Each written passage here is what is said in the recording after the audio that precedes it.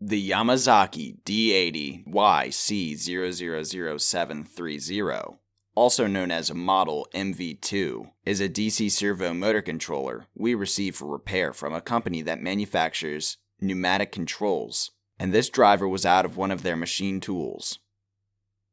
This came to us as a rush and was shorted on the output stage.